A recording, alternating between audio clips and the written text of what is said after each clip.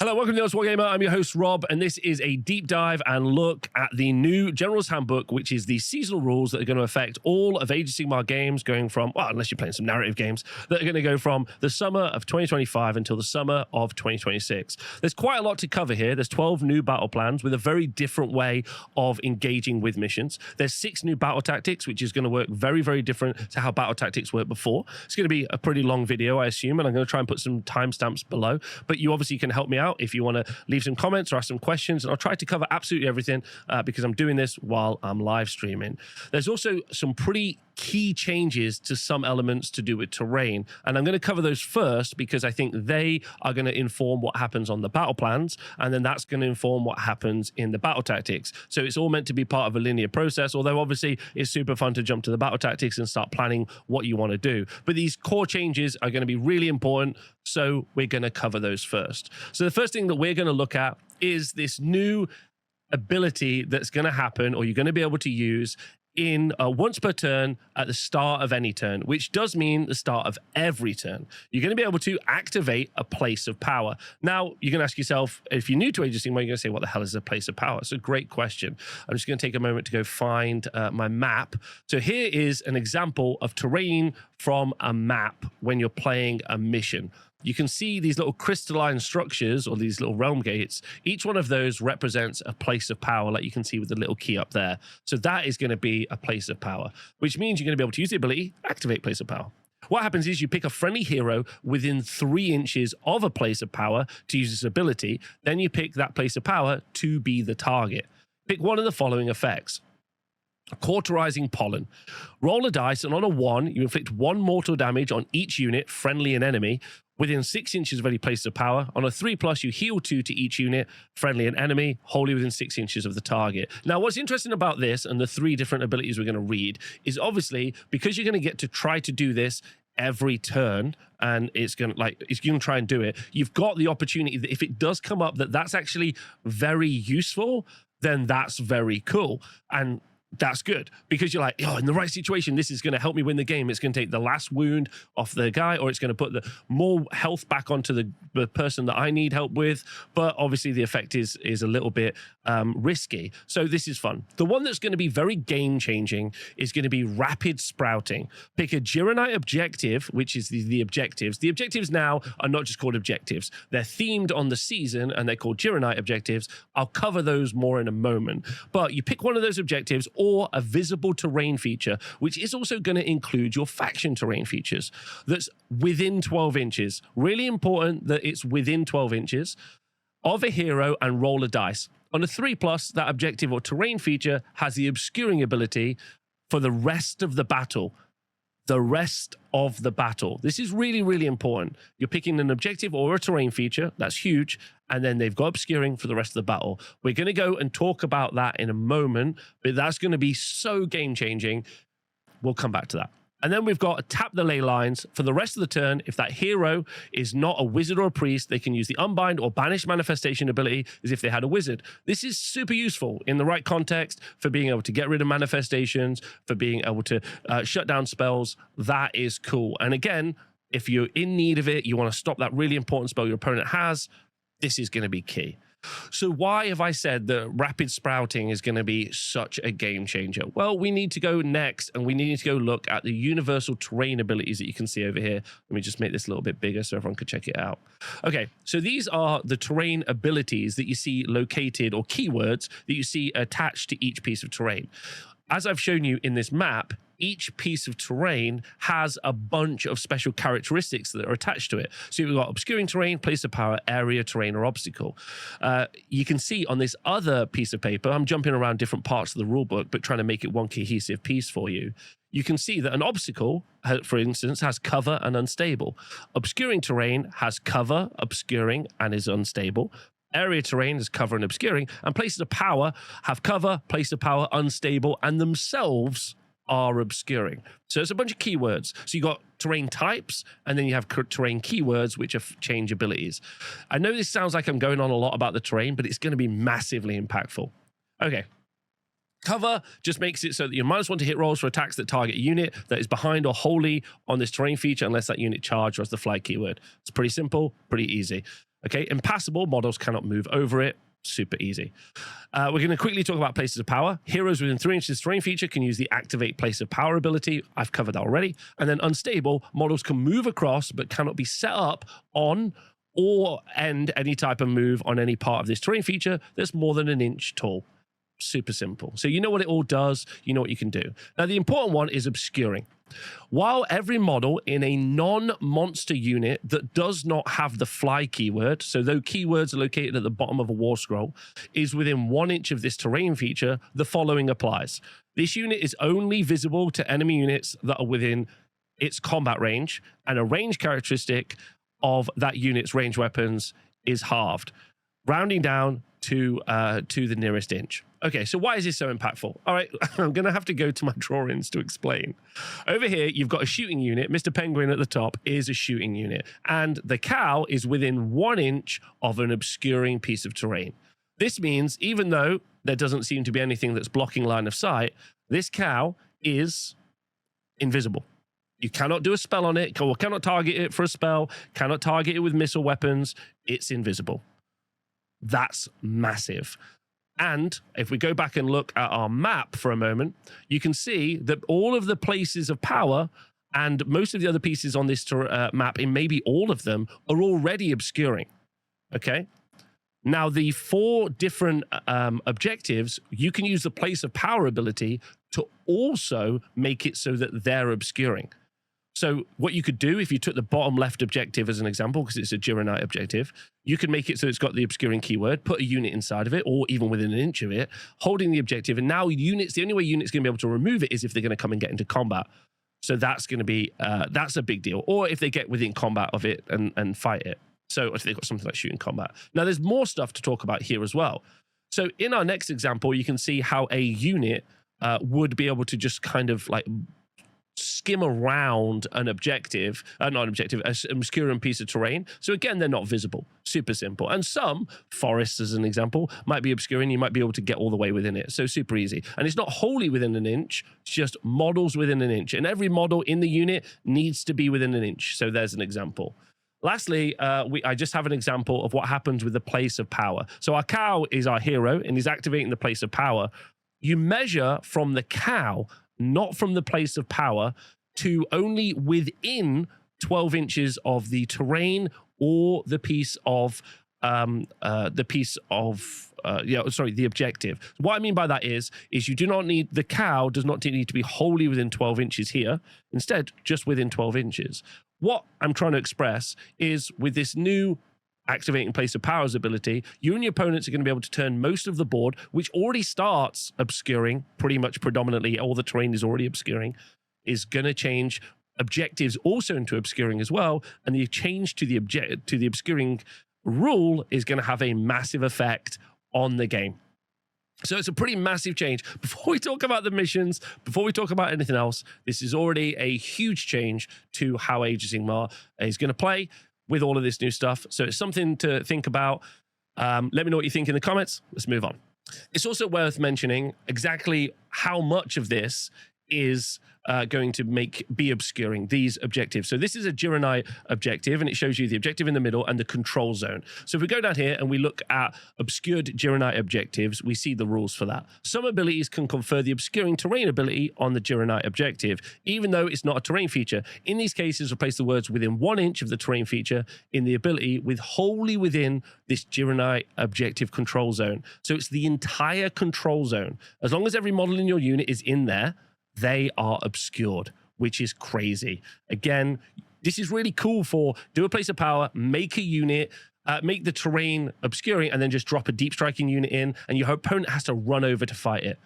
Very, very cool. Also, when we look at battle tactics, controlling pieces of terrain to do a battle tactic, little small unit that can just get near a piece of terrain, make it so your opponent has to move units, move over. I actually think this is kind of interesting, and I'm going to cover this in a deep dive. I think this is super interesting for the effectiveness of large, like bricks, like reinforced Vanguard are a good example. You have a huge unit, you really don't want to waste it killing a smaller unit that's just holding a bit of terrain or an objective. But now you can't shoot that stuff. Not that Slaves of Darkness can really shoot stuff anyway, but it's very interesting. Anyway, it's going to have a massive impact. We'll cover it more in deeper videos, but for now, we're going to go straight on.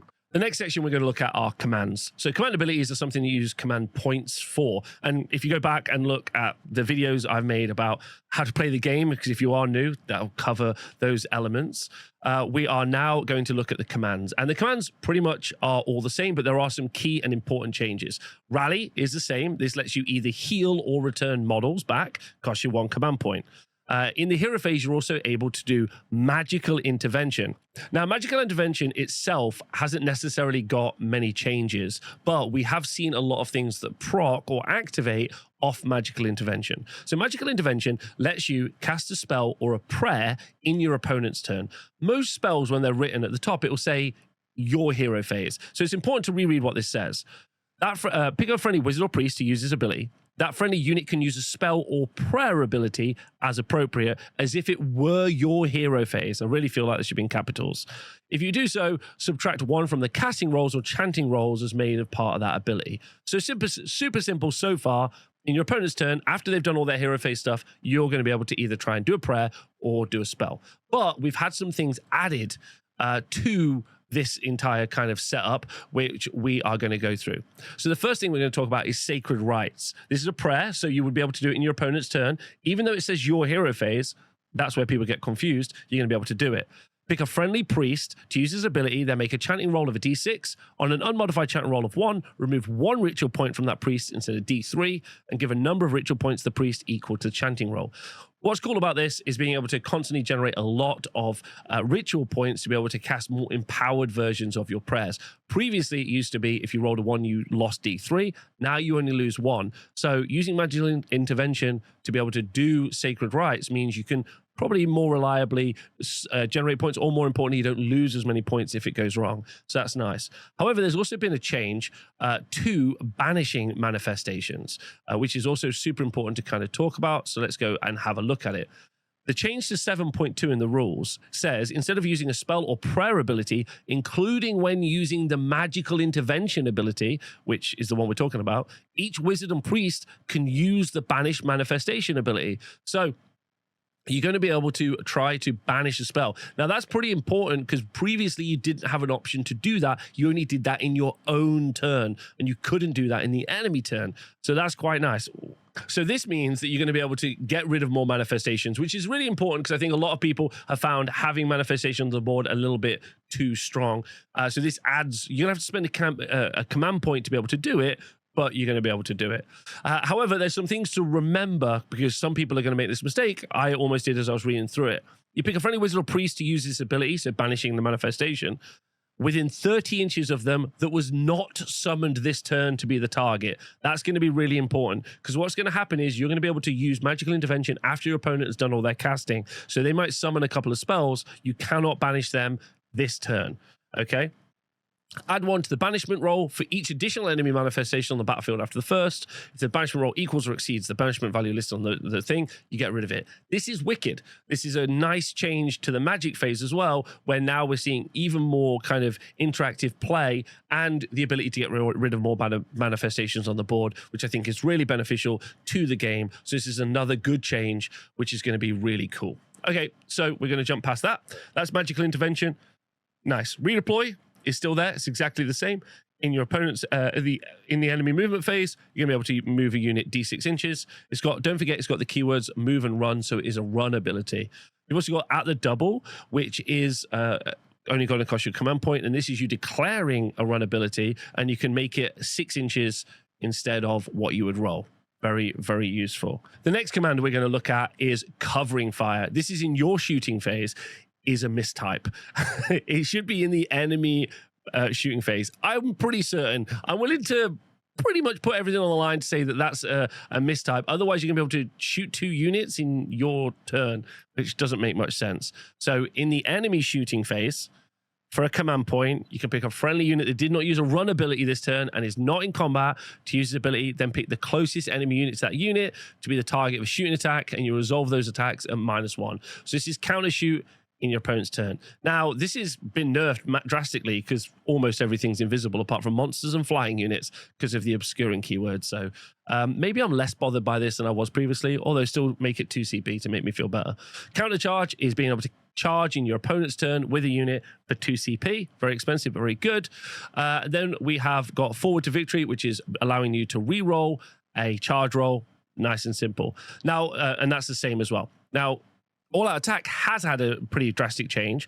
It still costs you 1 CP. What it does is when you declare an attack ability, you can add +1 to hit rolls for those attacks. However, and that also affects companion weapons. People forget that a lot. For the rest of the turn, you subtract 1 from save rolls for the unit using this ability. This is a massive change. So unit of Vanguard charge in, they fight with +1 to hit on all their attacks, and now they're -1 to their save. Okay? For the rest of the turn, subtract 1 from the save rolls. Exactly. And also the +1 to hit is only as part of that attack ability.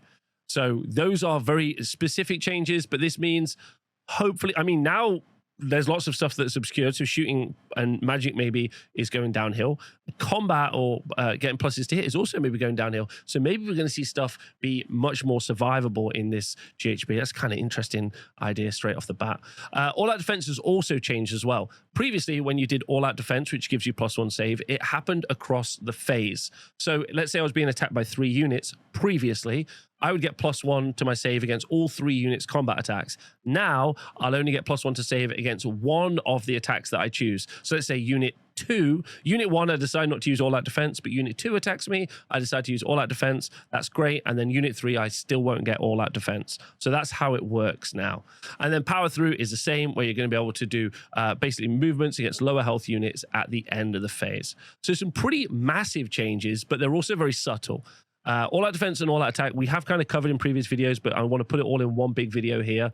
Those are going to be really important to make sure you remember and use correctly, because that's going to be important. But also the changes to how you do magical intervention and also doing banishments now in your opponent's turn, also pretty key, as well as all those priests who want to generate some prayers. So that's all of that. Let's move on. The next section we're going to talk about is battle plans and battle tactics, and they're really cohesively linked in this new General's Handbook. Some of the battle tactics reference some stuff that's in the missions, and some of the missions reference some other stuff. So it's really important that we kind of look at these together, which really does feel like we're eating our vegetables before we eat the meat, right? Or before the dessert. We've got to eat our greens before we get the tasty battle tactics. But we are going to look at the missions. But before we do that, let's talk about scoring. On the missions, you're going to be able to score 10 victory points. So you're going to be able to score 10 points per player turn, your own turn, to score the primary objectives, which is holding objectives, on almost all of the missions. There might be a case where there's another one. That'll maximize out at 50 victory points for holding the objectives. And then there are battle tactics cards. Battle tactics cards are 2 different cards, or 2 different like battle tactics that you choose when you're writing your army list. We are absolutely going to go do a deep dive. There's going to be loads of upcoming videos about deep dives into the battle tactics, best one for each army. We'll talk about that in the future. Those are going to award you a total of each card. There are 3 different sections, and you can score 5 victory points for each one. And you can do both cards you can complete over the course of a game. That's going to give you an additional 30 victory points. So 50 for holding objectives and 30 for doing battle tactics. So holding objectives definitely slightly more important than doing the battle tactics. One of the things about the battle tactics and the way that they've changed, and I really did wish, or do wish, that they changed the name, because it's confusing having battle tactics how they worked in the last GHB, and this one where they work very differently. You choose 2 battle tactics to write onto your army list. So if me and my friend are going to go play a game, I'll write them down before we turn up. If I'm playing an event, I'll be using those same 2 battle tactics over the course of the whole weekend or the day or however long you're playing. And just kind of talk about what's in them. Each battle tactic card has 3 battle tactics: 1 affray battle tactic, a strike battle tactic, and 1 domination battle tactic. You must complete the affray battle tactic on that card before you can complete the strike battle tactic on that card. And similarly, you must complete strike before you can do the domination one. You can complete 1 battle tactic on each of your battle tactic cards at the end of your turn, unless specified otherwise on that battle tactics card. So what's super fun about this is I could potentially do the first of my 2 battle tactics cards very early, which means if everything went well, which is probably going to be quite hard to do, I could have completed all my battle tactics in the first 3 turns. leaving me 2 turns to just fight it out on objectives. It also means that I don't lose out if I don't score my battle tactics on the first turn. That's really, really important, specifically also for becoming the underdog. When we talk about the battle plans, there are loads of really strong bonuses that you're going to get for being behind on victory points versus your opponent. This is called being the underdog. And we're going to talk about those abilities in a bit. But that means if you don't score some points at the beginning, let's say I only hold 1 objective, which is 5 victory points, and I don't know any battle tactics, that means I've technically lost out on 15 battle tactics, 15 points, sorry, which means I'll be 15 down and I'll become the underdog. And now we go read about seizing the initiative, because after each player has had a turn, which is called a battle round, there's a priority roll. If the player who went second in the previous battle round wins the priority roll and chooses to go first, so if you went last and then you go first, unless their opponent is leading by 11 or more victory points, it's called seizing the initiative. When a player seizes the initiative, their opponent always counts as the underdog until that opponent seizes the initiative again. So basically, if you double turn someone, they will become the underdog for the rest of the battle until they double turn you, at which point it cancels out. A player who seizes initiative cannot complete any battle tactics that turn. So there's a real strong meta game, which I'm going to talk about loads in more deep and serious tactics videos in the future. But it's very common to try and have as low a drop army as possible, because if I have only 1 drop and you have a 3 drop army, I'll elect to let you go first. You go first, you do some stuff, I'll throw all my stuff at you, I'll try and roll a priority, and then that'll be a double turn. I'll try and kill all your stuff. A pretty aggressive play style. It does work really well in some cases. In some cases, it doesn't work. It really depends on the army composition, who you're playing against, the mission, and a bunch of other stuff as well. So that's a kind of core mechanic or a key strategy of Age of Sigmar. So being the underdog is going to help you in that regard. But also it means you can't, if you do that strategy, you're not going to be able to score any points. So there's going to be a real interesting kind of give and take on this. Right now, because previously you couldn't score battle tactics, that means you couldn't maximize points in the last GHB. What it does now mean is that I could score my battle tactics on the first turn, double turn you, not score on turn 2, and still have turns 3, 4, and 5 to complete my battle tactics. So actually I could maximize my points and not having lost anything for a double turn. Now, I don't necessarily think that's a bad thing. I know there's a lot of people who watch these videos, a lot of people who are a little bit, sometimes they can get a bit jittery. I don't think that necessarily means the double turn is stronger. It does sound like it on paper, but we're going to have to try it out to make it work, okay? And then lastly, at the end of your turn, your complete battle tactic is described above. You score the number of victory points shown for the battle tactic. So that's how battle tactics work. I think it's really interesting. You can score 2 on first glance. When we do look at the battle tactics and when we look at them more in detail in the future, this could be really, really impactful. But I think they're going to be harder to do than we think. But the priority roll is going to be really important, something to think about. Also, one other thing, thank you to Stormkeeper in the chat for pointing it out to me to bring up to you. You also don't declare your battle tactics. You write them on your army list, but I don't say this turn, I'm going to try and score this part of my battle tactic. It's just at the end of your turn, you check to see if you fulfilled the requirement for doing a battle tactic, yes or no, and then you tick it off. If you don't, you can still try it the next turn. There's nothing stopping you. The only thing that stops you is you have to score the first one before you can score the second, before you can score the the third part of a battle tactic. So that is a big change as well, which is why I wish they changed the name, because it's a bit silly to have it like the same name, but it works completely differently. So you don't have to declare them. You just got to write down your army list and try and make them happen. What's also cool is your opponent also knows what your battle tactics are, so they can try and stop you. I actually think that's the most exciting part of the game, and I'm really looking forward to trying that out. Also, one last thing to point out, it's not mandatory to score your battle tactic. The reason that is important is someone might not want to score their battle tactic with a priority roll coming up, because it makes them be some points behind so they can gain the underdog bonus in the next turn. Pretty spicy. Again, lots of very subtle tactical changes to this season of Age of Sigmar. So the first mission is called Passing Seasons. This has got 4 objectives, 2 in No Man's Land. You can see them there. And they're green, or if you're colorblind, brown. And then there are 2 red ones, and those start in your deployment zone.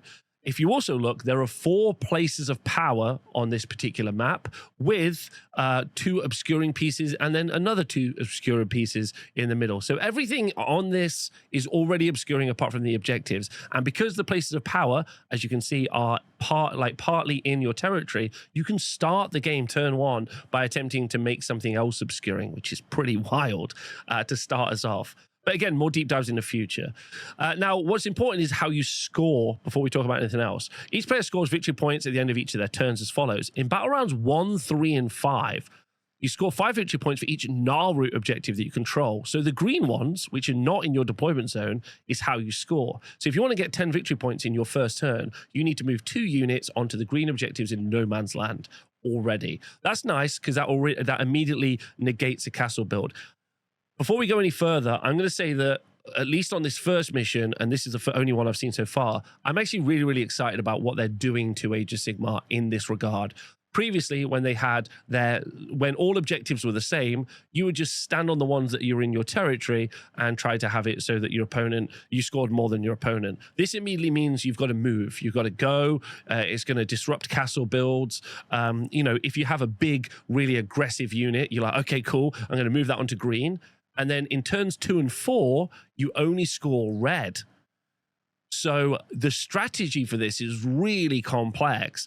Am I going to rush to green and try and score some points there? Or am I just going to gun it to their red objective and try to hold that? Well, even if I do that, I'm only going to score on turn 2 and turn 4. Whereas if my opponent just drops, like, I don't know, skinks as an example, onto greens, immediately they're in the way.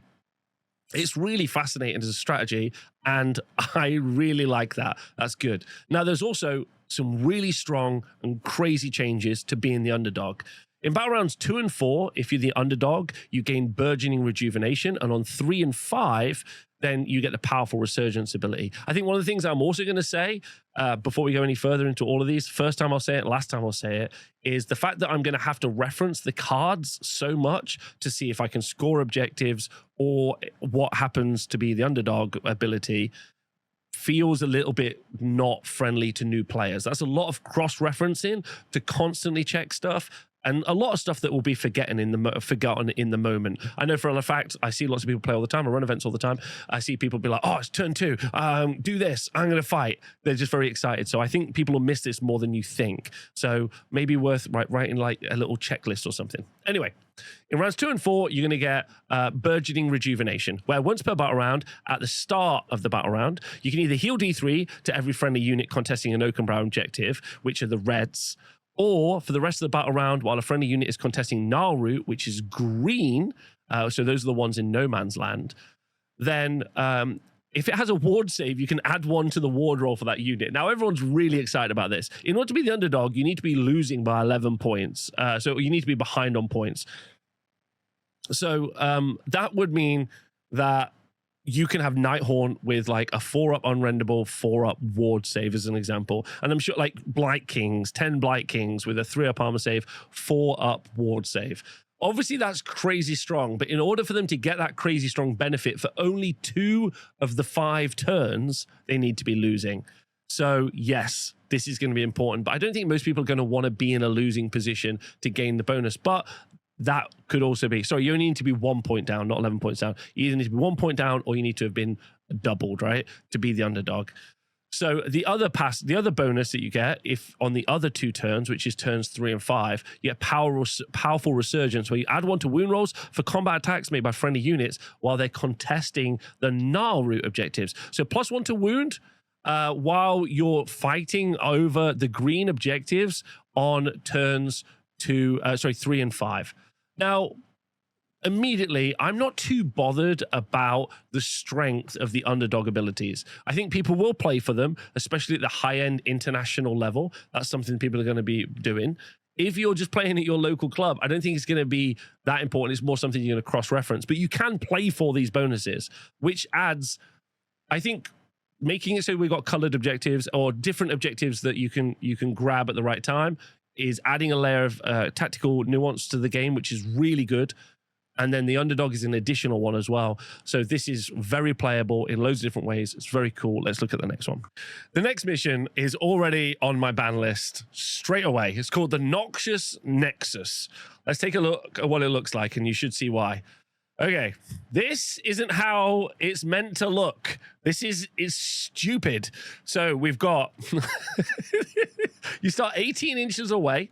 This red objective, also is at this point, I must point out that the coloring, I don't think this is just the photo, the coloring on these objectives are really dark. So this is red, this is green, and apparently that one is blue, but okay, and I just learned 8% of men are colorblind, so this is a disaster generally. Also a disaster in printing, but that's not important.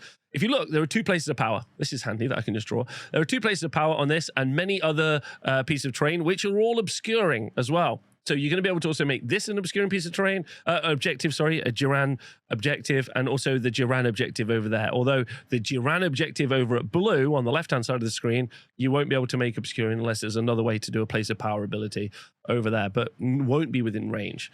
Okay, let's talk about this. Quite hard to get a lot of your models into these small territories, so benefit in teleporting armies. Very much everyone's going to be fighting here, which is very fun. If we look at the scoring, you can see it's kind of like a reverse race. Objectives cannot be scored in the first battle round. That's important to point out. And then you score 5 victory points if you control the Oakenbrow objective. So this is the red one here. And you score 3 victory points if you control Gnarlroot, which is the one in the middle, and you score only 2 for the Heartwood objective. However, at the end of turn 5, whoever's holding the Heartwood objective is going to score a bonus 10 victory points. So this is the only battle plan, I think, where you get more than the normal amount of victory points it's available to do. So pretty crazy. Also, you have an ability, if you've got the underdog, called Caustic Sap, which is once per battle round at the start of the battle round. Roll a d3 for each target on a 2+, inflict an amount of mortal damage. Sorry, you pick an objective, one of the 3, right? You roll d3 for each target on a 2+, inflict an amount of mortal damage on the target equal to the roll. And if you pick the Heartwood objective, you roll d6 for each target instead. So d6 mortals over here potentially for people that are trying to grab it, and the others. Also, it's just been pointed out to me, because you don't score on turn 1, then you still are only going to score potentially a max 80 points from your primary and secondary together. That's worth pointing out. So you're going to do mortals to stuff on objectives, and you're going to have to fight on the objectives as well. There's an entire no man's land where maybe nothing will be happening. Listen, I know destruction players right now are telling me that this is the first mission that should be played every tournament ever. I mean, a double turn on this looks crazy. That's a good point. This is a crazy mission. Again, these are all going to be just first hot takes. I'm going to do some deep dive tactics on these in the future. This is crazy. Crazy. I don't want to play this one.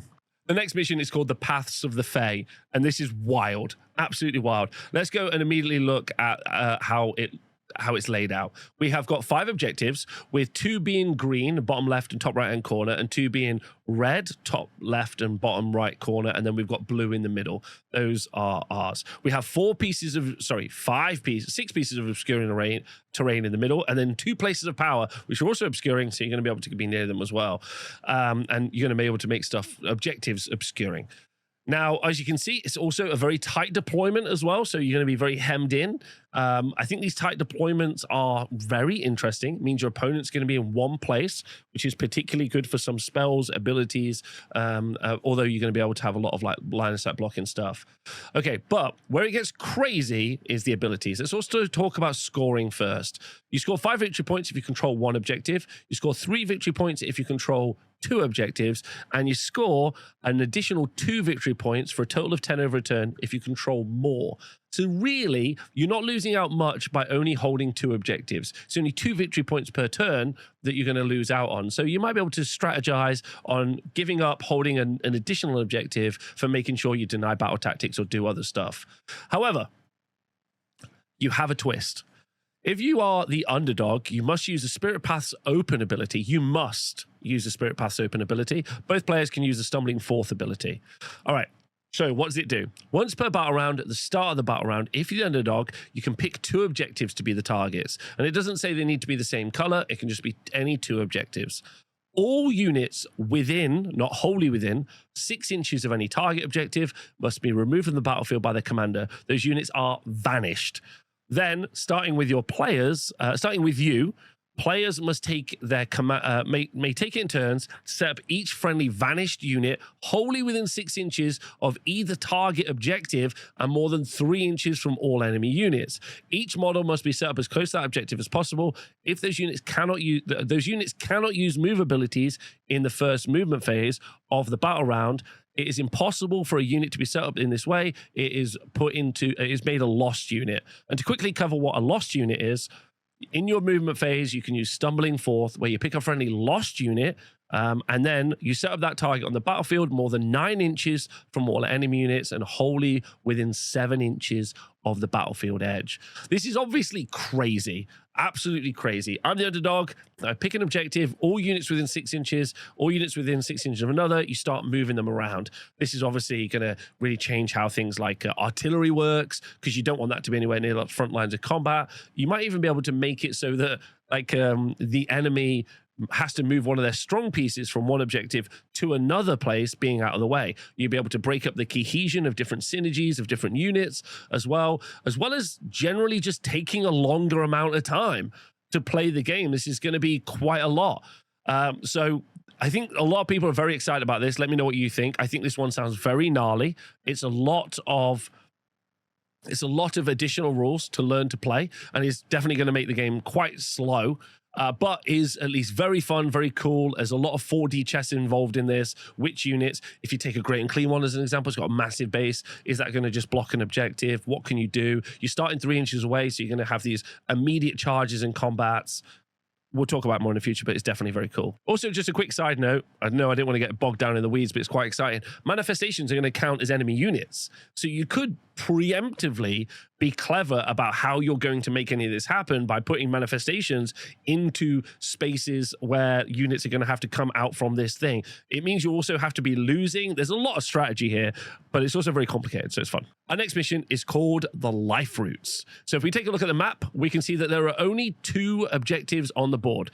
You've got quite a large deployment area, which is quite nice, but Games Workshop seems completely unaware that no one has 8 forests in their terrain collection for obscuring terrain. There are also 2 places of power as well, pretty close to the objectives. So if you've got a large-sized base, you probably are going to be able to make your objective obscuring as well.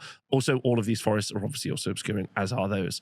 All right, so how do you win this one? Well, you score 5 victory points if you control at least one objective, and you score 3 victory points if you control both objectives. That's pretty tough because you've only got 2 to battle over. However, you also get, if each player scores 1 Liferoot point at the end of each of their turns for each terrain feature they control. So 1 Liferoot point. Now, this never resets, so it's just constantly scoring Liferoot points. Well, what does that get you? You score 2 victory points if you have more Liferoot points than your opponent. And obviously, you'll check for this every time that you will score points. So if you do have more Liferoot points, you'll get 2, and your opponent won't have as many as you. Okay, now obviously there's some real good ways to gimmick this. Silver Death players, for example, turn up with a terrain feature, they can get another terrain feature. For Nurgle, you've got Horticulate Slimmix. For the new Soulblight Gravelords and Nighthaunt, you've got those 3 Sepultura pieces. Skaven have got Gnorholes. So quite a lot of armies have got more than 1 piece of terrain feature they can already bring with them, which is pretty good. So they're going to be able to gimmick this a little bit, although the gimmick that they're going to be able to do is not necessarily going to be as strong as it looks. Also, don't forget, unlike objectives, terrain isn't tag and go. Like an objective, if I control it, it stays mine until someone takes control of it. Terrain, an objective is. Terrain isn't the same. You have to constantly be grabbing or be within 3 inches for your control score. This also might be one of the missions where control score or OC might actually come into effect, like reducing the control score of enemy units so they can't hold stuff is also interesting as well. The Liferoot thing seems really strong, but also is 2 victory points per turn. It is going to be if they score it and I don't score it, that is 4 victory points per turn. That's pretty big. But is it big enough? That's a great question. Okay, also, you have a twist where if the underdog, you get life begets ability, where once per battle round, the start of the battle round, life begets life. Pick a friendly unit that has all of its models within 1 inch of a terrain feature, return 1 slain model to the target unit. Obviously, it's really good if you've got something like a Storm Trait Guard, but you're only going to use this if you're the underdog. So if you're going to have the opportunity to do it, you also aren't necessarily just going to bring Storm Trait Guard just in case you can do this. But common meta builds, Skaven, for example, I don't think Storm Fiend would mind returning 1. Farron Guard wouldn't mind returning 1 model as well. So that's pretty nice, but it's only once per battle round, so it's not super strong. This one I think is really nice. It's interesting. It's got like a lot of board. Games Workshop's inability to understand that no one has 8 forests in their terrain collection is a little bit disappointing, but you can always use something else, which is fine. Our next battle plan is called Roiling Roots. Let's take a look at the map, shall we? We can see there are 6 objectives, which shout out to our first time we've seen swirly blue objective for the first time, which is fun. We've got 2 places of power, and it looks like we're probably close enough to be able to get 2 different, 4 in total, different objectives that we could potentially make obscuring. All of the other pieces are also already obscuring as well. The scoring on this is very interesting. There are 2 pairs of objectives here. There's 2 greens in the middle, and then there are 2 reds on either side of the map with an individual blue and an individual purple at the bottom. Okay, the way you score for this is you score 5 victory points if you hold an objective, nice and simple. However, you score 3 victory points if you control any pair of objectives. So if you're going to want to try and score an additional 3 victory points, you need to either try to hold both reds, which means going really wide, or hold 2 greens, which means have everything in the middle. A little bit difficult to do, I think, although this feels like a little bit of a win more mission. If I'm already doing well and beating you up, I'm going to be able to hold pairs, which is nice. Okay, and then in order to score 2 victory points, if you control more objectives than your opponent. So this is a very interesting one. Where it gets very, very unique is the twist. If you're the underdog, so if you're losing, then you can use the Tangling Tendrils ability. For the rest of the battle round, units friendly and enemy have strike last while they're contesting either target objective. This is so interesting. So many movement shenanigans that happen at the end of the turn, power through, charges, counter charges, pile in 6 inches, a bunch of really, those charges that you can do where you're kind of in combat, the combat phase abilities that allow you to move 2d6. The point is, if you're holding objective and you're striking last, as long as your opponent can make contact with you and not themselves be on the objective, they can fight before you. That's quite interesting because obviously your opponent is going to be doing well by holding objectives. So they should have strike last and then you should be able to strike before them. Very interesting mechanic. Lots of movement shenanigans available. Each one of these missions really feels like you can really break it apart tactically, which I'm very excited to do in the future. Our next mission is Bountiful Equinox. This has got 5 different objectives where you've got 2 pairs. You've got 2 greens, 2 reds, and blue in the middle. As you can see, you've got 4 forests and 4 places of power. That means all of the objectives, if you want, could also be made obscuring using the places of power ability apart from the center one, which is very interesting. Now, for scoring, you get 5 victory points if you hold 1 objective, 3 victory points if you control 2, and you get 2 victory points if you control 1 oak and brow, so 1 red, 1 green, and 1 blue. What is interesting about this is I think if you flip this so that it was the hard thing to do, which is hold those 3 objectives, gains you 5 victory points, that would be what we would call a win more condition. So you would you're already in a good position to hold all 3, so you score more points. So having the simplest thing be 5 points is kind of fun because it means that even if you're not doing very well, then you can just like get 5 points. So it won't feel like it's as far apart as it is, even though, you know, in truth it is. But it also means it's harder to maximize points, which is good at tournaments because, you know, if a player is able to constantly also score the 2 points, then they're really dominating their game. Now, you also get a twist if you're the underdog called Rejuvenate and Bloom, where you heal 3 for each unit, friendly and enemy, contesting a target objective. So you pick an objective to be the target, and you heal 3 to each unit. Now, this is obviously really good for you if you want to try and heal a monster or a unit or like whatever you might want to do, but it's not anywhere near as crazy as the teleporty one we saw earlier. So this is a fun, good one. I like this. Lots of places of power, lots of forests. Next mission is called Cyclic Shifts. And this has got 6 objectives on it as well. It's got 2 pairs, 2 greens, which are in the middle, 2 reds, which are at the sides. Then we've got a blue and a purple. You'll see that there is 4 places of power. So I think the opportunity to make all of the terrain, all of the objectives obscuring if you want to do that, which is kind of cool. Then we see that you score 5 victory points if you control 1 objective, 3 victory points if you control 2 or more objectives, and then 2 victory points if you control more than your objective, than your opponent, sorry. So if we just look at the map for a moment, we can see that if we're the attacker, as an example, we've got an objective in our territory and an objective in the middle, all of which are very controllable. So before we even engage with our opponent, we can just score 8 points for the primary very easily. And then if we want to score the additional points, we've got to get more than our opponent. So this is quite an interesting one, because are people going to just like rush at the opponent's center objective to try and make it so they're not scoring as much? That's pretty cool. Are they going to try and put 2 units on the sides and immediately overpower how many they have on the board? All very interesting. However, as a strategy, we've got the underdog ability, which is called Unpredictable Evolution, which is the start of the battle round. You pick a pair of objectives to be the targets. The target objectives are no longer controlled by either player. If they were, and they cannot be controlled this battle round. Now, this is pretty interesting, but actually, if you look at the objectives, the 2 greens in the middle, if I'm the underdog and I want to be scoring blue and green at the top, do I then want to turn off greens? No. I probably then want to turn off reds. Because I want to keep scoring mine, which means that my opponent has still got the one in the corner here and green. So the most I'm going to deny them is maybe 2 points. Maybe. I mean, in the right situation, maybe I can deny them more. But this one feels very safe, very simple. Maybe this would be the first mission I played. Out of all of the missions so far. I am going to do a tier list on this in the future, but this one feels nice, safe, comfortable. There's not too much happening that's too crazy. It's just a pretty good mission.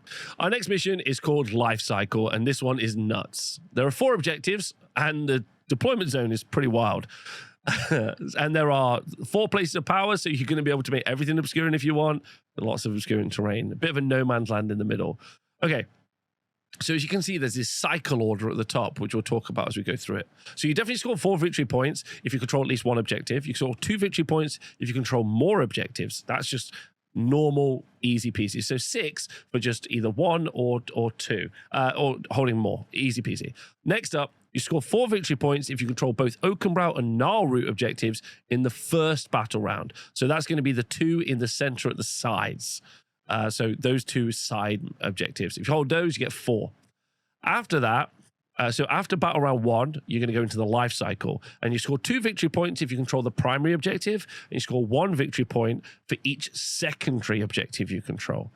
So the twist is that at the start of the second battle round, the underdog must use the life cycle ability. If there's no underdog, you roll a dice. You either pick the Oakenbrow, which is the red, or the Gnarlroot objective to be the primary objective.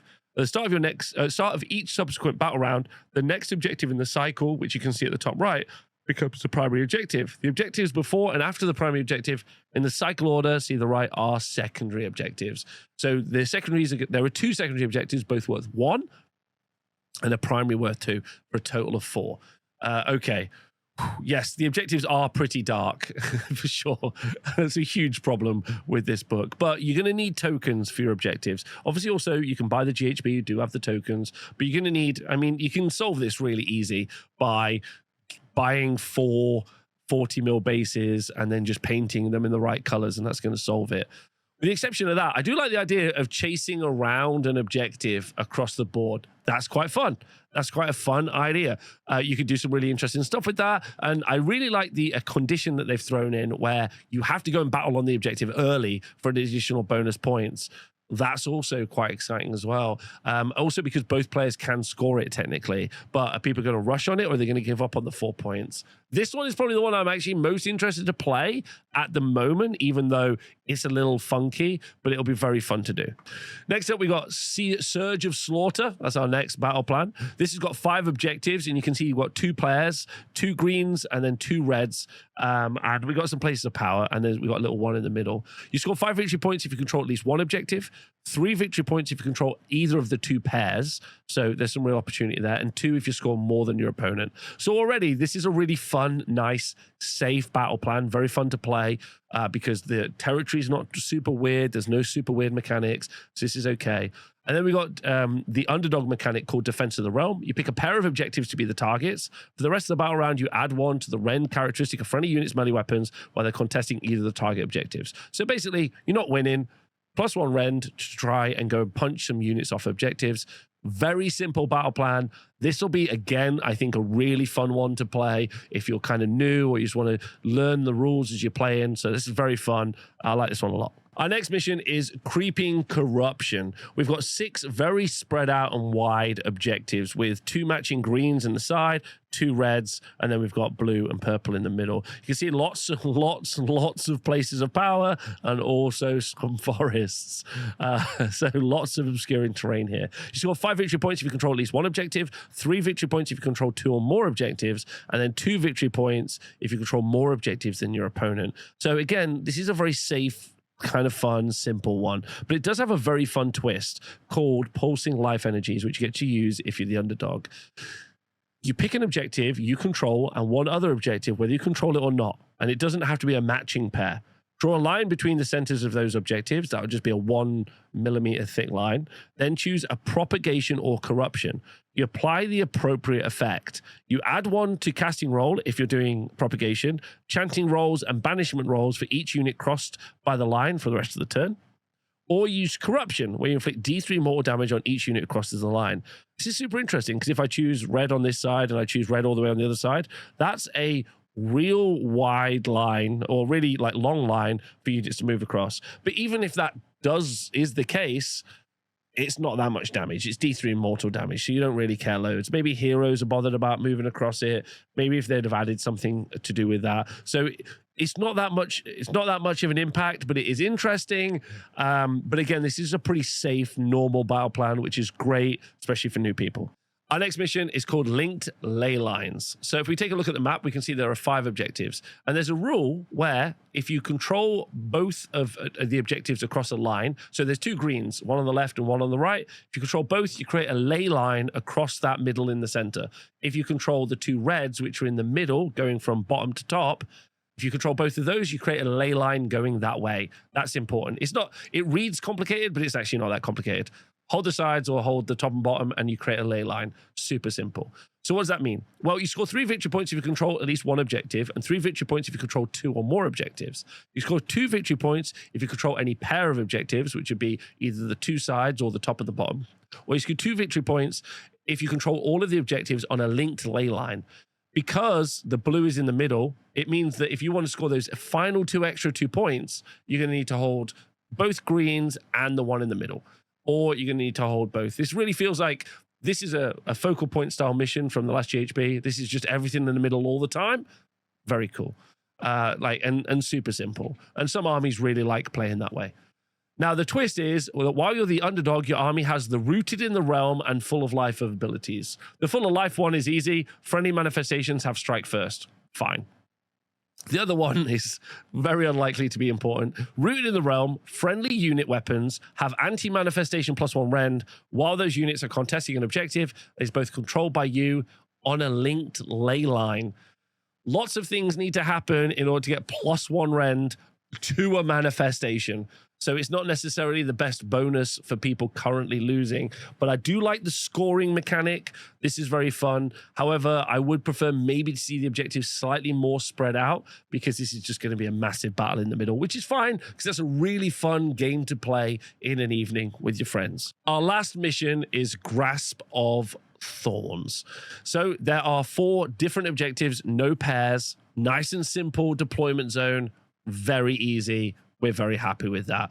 There are places of power near all of the objectives, so you are going to be able to make them obscuring. Very interesting. All right, so how do you score? You get 5 victory points if you control 1 objective, 3 victory points if you control 2 or more objectives, and you score 2 victory points if you control more objectives than your opponent. And they're quite spread out. Very interesting. You could do like a refuse flank tactic on here. Now, there is a single twist called the Carnivorous Flora, where once per battle round, at the start of the battle round, you pick an objective to be grasping. Roll a dice for each unit contesting that objective. On a 3+, every model in that unit that's within the control zone, so at the beginning of the video, we talked about objectives in the control zone of the video, of that objective, is entangled for the rest of the battle round.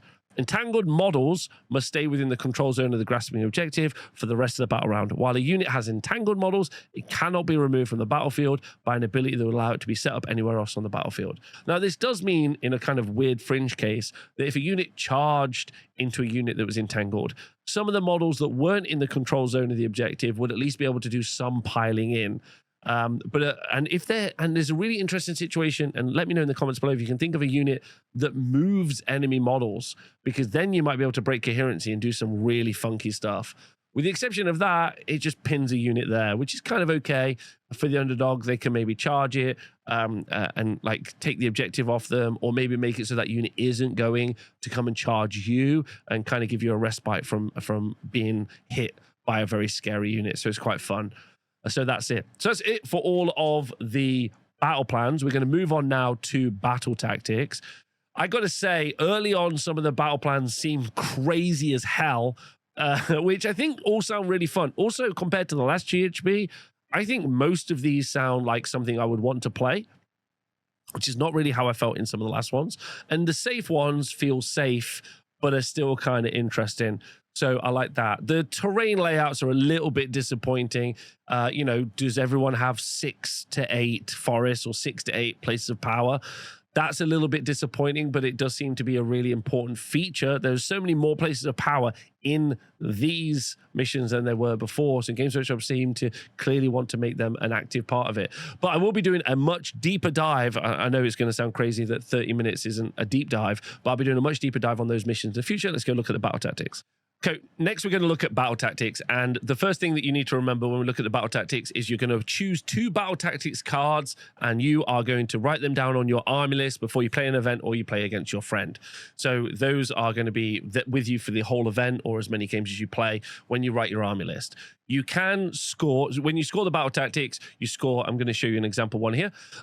You score the first one, you cannot score the second one until you've scored the first one, and you cannot score the third. You don't need to declare that you are trying to do a battle tactic this turn. If you just have met the requirements, you have achieved the battle tactic. You have 2 battle tactics cards. That means that you can score each of the battle tactics in a turn if you wanted to, if you meet the requirements, but I cannot do part 2 of a battle tactic in the same turn that I do part 1. So I'm going to need to spread them out. But it does mean if you are super fast, you are going to be able to do all 6 parts of your battle tactics by the end of turn 3. But it also means you don't need to start doing your battle tactic, until the start of turn 3, because you've got 3, 4, and 5 to go. So it's really, really interesting.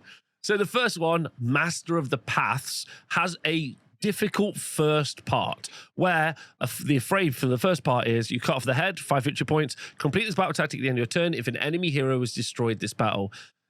Ultimately, list writing requires in Age of Sigmar for you to get a lot of heroes on the board. There's a lot of monstrous heroes, there's lots of heroes. There's also lots of shooting in the game. And also with the change to obscuring, so that monsters aren't going to be able to benefit from it, if you've got a really good shooting unit like Long Strikes, this maybe isn't a bad choice. Also, because you don't need to start achieving this until turn 3, there's not an impetus to do it on turn 1. Obviously, you want to try and get all your battle tactics done, but now your opponent knows that you want to kill a hero.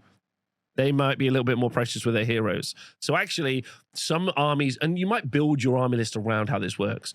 So that's cut off the head. Next up, and again, we're going to do a big deep dive on battle tactics in the future. Okay. Next up, we've got Seize the Paths. You complete this battle tactic at the end of your turn if there are more friendly units in neutral territory than enemy units. If there is no neutral territory in the battle plan you're playing, you complete this tactic at the end of your turn if there are no enemy units within friendly territory. That's really hard to achieve, but it does feel like with killing an enemy hero and this, you are building a very aggressive list that's going to run up, make sure your opponent doesn't get into your territory. You're going to kill a lot of stuff. That's how it feels. So you might want to pair it with something else. The last part of this is Envelop and Strangle. You complete this battle tactic at the end of your turn if at least 3 different friendly units are each wholly within 9 inches of a different corner of the battlefield, and only one of those corners is wholly within friendly territory. No more than one of those units can have been set up this turn. Now, that is super tough. Obviously, if you're doing this late in the game, you might not have a lot of units to do it. If you're even playing this in the mid game, because the earliest you can score this is turn 3, there's normally a lot of fighting. You're trying to hold a lot of objectives. You really don't want units to be at the corners of the board while you're also trying to grab objectives. Right now, this doesn't feel like the one that I want to pick straight off this, because the last requirement is very tough. But the first two are fine. I think that's okay.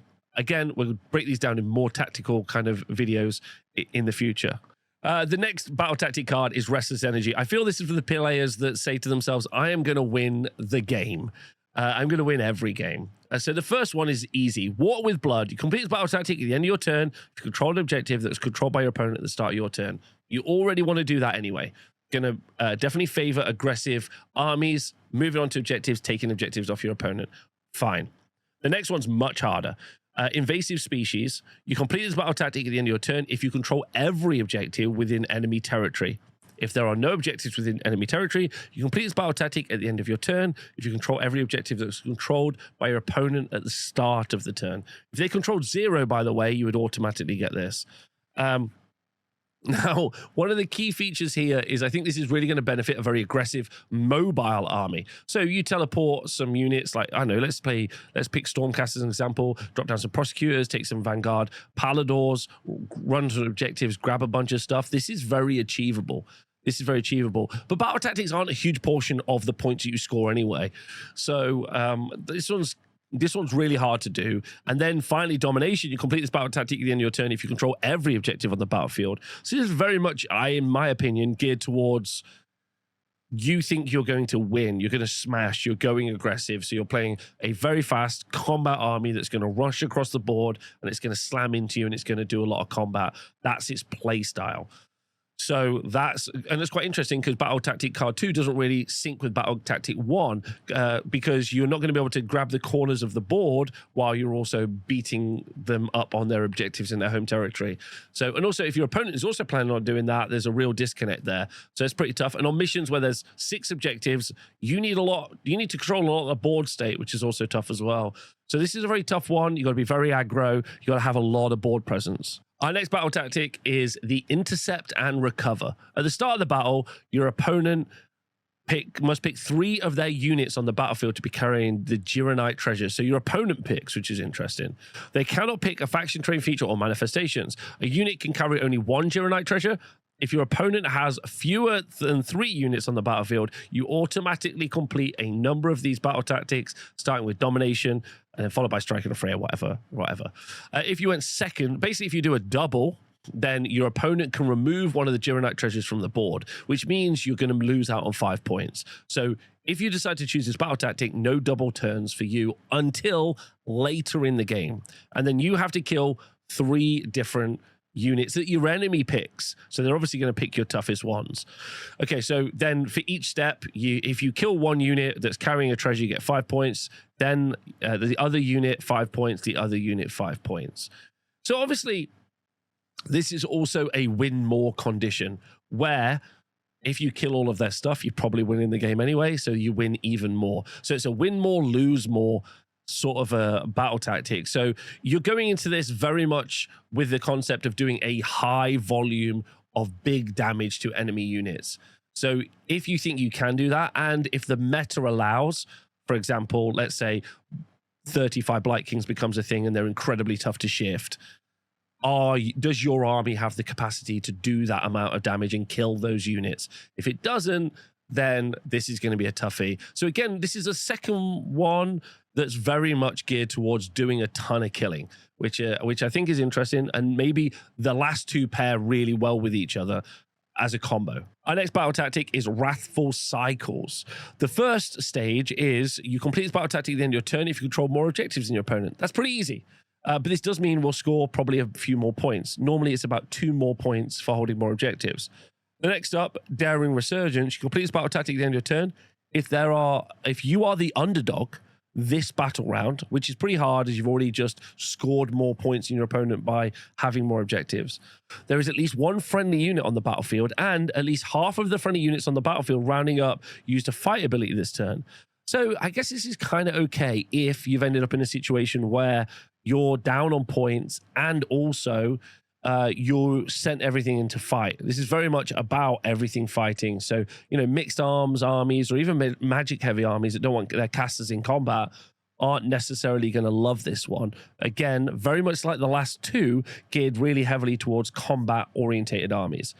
And lastly, the Master of Strategy domination set completes battle tactic at the end of your turn. If there is a different friendly unit wholly within each large quarter of the battlefield, you control more objectives than your opponent, and there are no enemy units contesting objectives you control. So you complete the battle tactic at the end of your turn if there's a different unit wholly within each large quarter, and you control more objectives than your opponent, and there are no enemy units contesting any objectives that you control. On some missions where there are 6 objectives, that's a lot of board state to control. And again, this feels like a win more condition.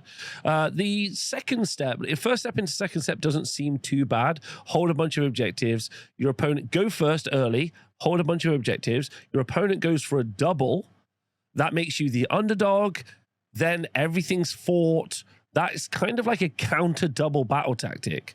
Then if you're in a winning position, you can score the last 5, which is actually, when I'm rethinking about it, I don't hate the first 2 stages of this. I think the third one is I'm doing really well now and I'm winning, but the first 2 kind of make sense based on how the game might play out. If you're a high drop army, your opponent makes you go first, then you're going to do that. And then what's going to happen is you're going to go first, go on all the objectives. They're going to go after you. It's going to be tough.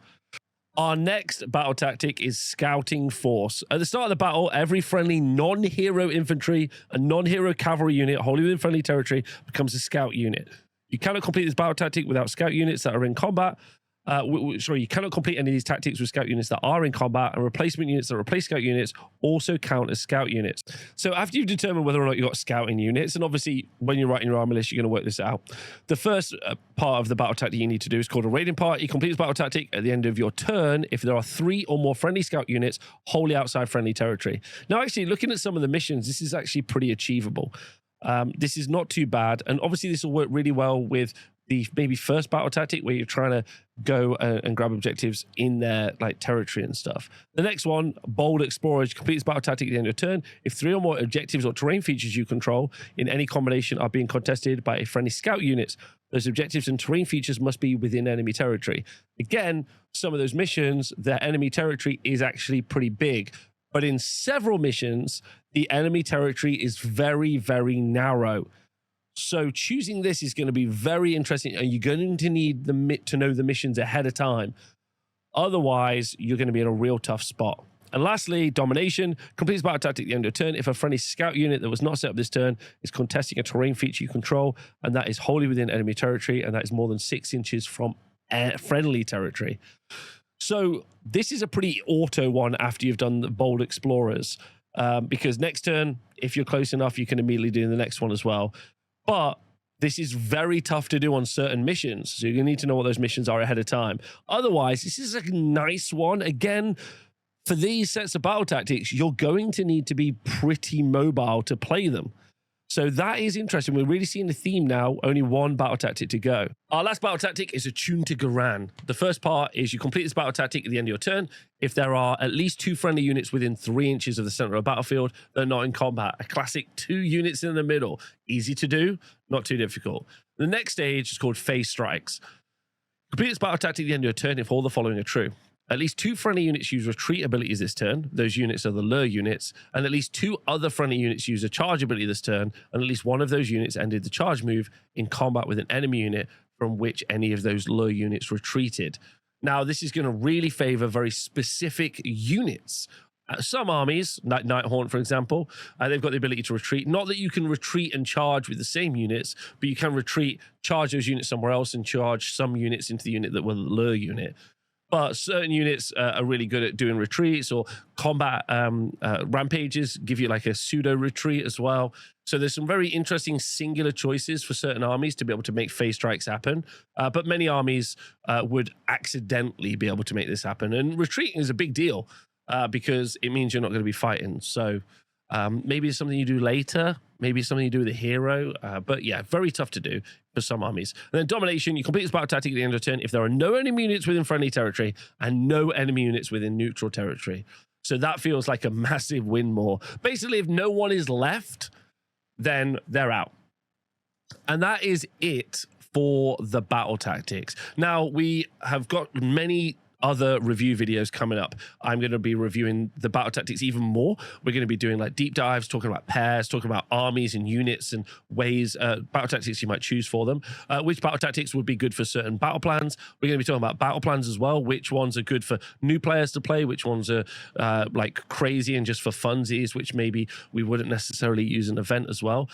We've got all the manifestations to review as well, but this is a quick early look. And I guess this is time for a hot take. My first early pass and what do I think?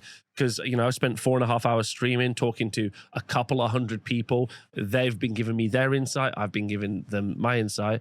I'm a little bit disappointed with the battle tactics, just to kind of like start us off there, because I feel like that you could have themed them a lot more. I really like the progression element of the battle tactics, actually. I think that's very, very fun. Very, very fun. And I think that the domination section, so the third part of those battle tactics, is very hard on many of them. And so you're going to get there accidentally, and they are a win more condition. So I'm already winning the game, so I'm going to get a bonus 5 points for winning the game. Fine. Like that doesn't really, I didn't really do much to make that happen, which I think is interesting. I think some of the battle tactics actually maybe mess with how my opponent might do the priority and the turn thing, which is interesting. I think controlling different areas of the board is very cool, but the number of points that you get from doing battle tactics is pretty low. It's 30 points across 2 battle tactics when there's 50 for doing the primary. And most of the time holding objectives, I just get 5 points for holding one of the missions, one of the objectives in the missions. I think the change to obscuring is really big. I think the terrain layouts are a little bit dodgy, with lots of like too many forests and too many other bits, but I'm going to do more of a deep dive on the battle tactics in the future and kind of break that down, because also like local clubs, event tournament organizers, like I'm thinking about an event, running an event in the future, obviously for AOS, and I say to myself, well, do I have that many forests? No. Do I need to buy more? Do I only need to buy more for this season? It makes sense, right? We're playing in the realm of life with forests and Alariel and Sylvaneth, but I don't want to buy another 50 forests or print another 50 forests and paint them just to be able to use them. I think the missions vary from pretty safe to super wacky, which I think is cool. The obscuring change maybe means no shooting, but then monsters are a pretty integral part of Age of Sigmar, especially some key units of monsters. So are we going to see shooting units turn up just to shoot all the monsters and get them off the board? Is obscuring even going to be as big a deal as I made it out to be? Who knows? Are Nighthaunt in more trouble because they fly and can't benefit from obscuring? Or will people just not bring as much shooting because they know obscuring is going to be a bigger deal? Loads to break down. There's also probably a battle scroll going to come out at the same time as more of the GHB news. There's probably also going to be like an early FAQ thing for some of the command abilities that need looking at, like the typo in your shooting phase on covering fire. And then there's a lot more to kind of break down and kind of coalesce.